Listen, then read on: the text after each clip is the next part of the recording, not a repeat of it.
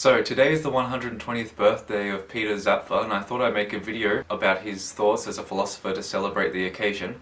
Zapffe is a pessimistic Norwegian philosopher who believes that it'd be better for humans if we never existed. He thought this because he believed that we have an overdeveloped consciousness that causes too much existential suffering. We are constantly craving a justification for our existence, always searching for the meaning of life or for what the good life is. Now, Zapffe wasn't the first person to believe that we have an overdeveloped consciousness.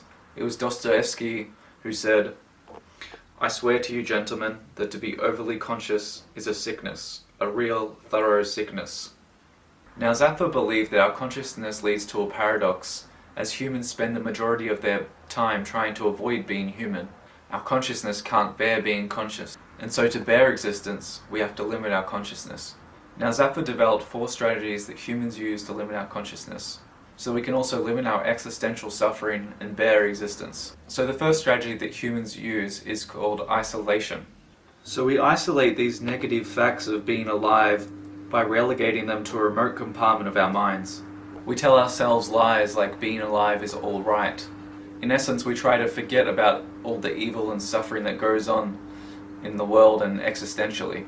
The next strategy that we use is called anchoring.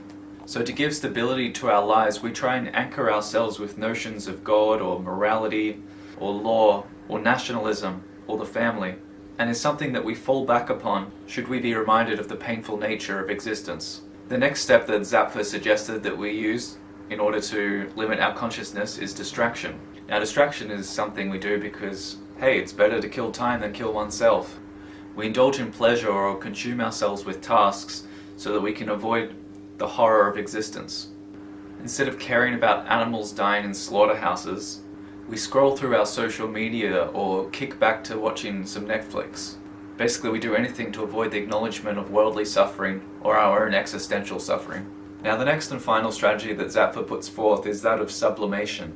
Sublimation is basically a tool used by artists who sublimate our fears by making an open display of them. So they sublimate the human condition through art, whether it be music, painting, novels or films, or even someone like me sharing a YouTube video about pessimistic philosophy. So because of our overdeveloped consciousness and the fact that we use these 4 methods to limit our consciousness, Zapffe believed that it would be much better for humans if we were to stop existing. Now, he doesn't mean that we should all commit suicide or drop weapons of mass destruction on each other, killing all humankind. Rather, he believes that we should slowly stop breeding. It's so much suffering that it's better not to have children, to not bring anyone into this world. And slowly, gradually over time, we eventually kill ourselves off when we become so aware of our inability to bear human existence. Because think about it, if you exist, you experience both suffering and happiness. But if you don't exist, you experience neither suffering nor happiness. Now, if you never exist, the pleasantness of happiness isn't even a factor, because what does happiness matter if you don't exist? So yeah, that's basically a summary of Zapfe's thought. If you're interested in reading more about Zapffe or pessimistic philosophy, then I highly recommend Thomas Ligotti's The Conspiracy Against the Human Race. In this book, Ligotti writes a summary of pessimism, and he covers many different topics, including transhumanism, determinism, negative utilitarianism, whether it's right or not to procreate. He goes through so many different types of pessimistic philosophers, and he talks about optimism versus pessimism as well. So yeah, I'll leave a link below if you're interested in getting that, but I highly recommend it if you are interested in reading more about Zapffe or pessimistic philosophy in general. So yeah, that's it for today. So if you like watching this type of content, feel free to like and hit the subscribe button, and stay tuned for my next video. Cheers, thank you, see ya, bye!